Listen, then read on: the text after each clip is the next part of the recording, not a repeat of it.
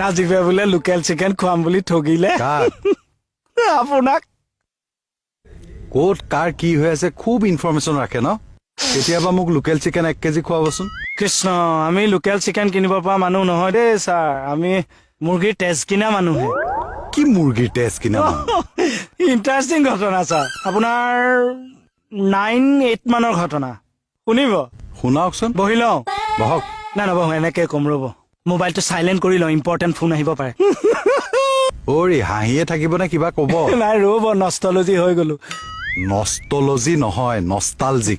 তাকে আপোনাৰ 8 মানেই হ'ব। ছোৱালী এজনীৰ লগত মানে মোৰ অলপ আছিল, তামাম আৰু তাই কি কৰে ছাৰ, তাই তেজেদি এডৰা এডৰা চিঠি লিখি দিয়ে এৰা। এতিয়া মইতো তেজেদি লিখিয়ে ৰিপ্লাই দিব লাগিব, মোৰ প্ৰেষ্টিজৰ কথা আছে। মই আকৌ কাটা চিঙা কৰিব নোৱাৰো জানেনে।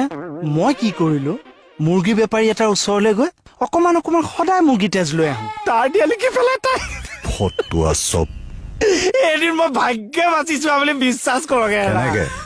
মুৰ্গী বেপাৰীটোৱে সুধি দিলে সদায় সদায় তেজ কলে নিয়া। মই আমাৰ দুটাৰ ইয়েটো কৈ দিলো।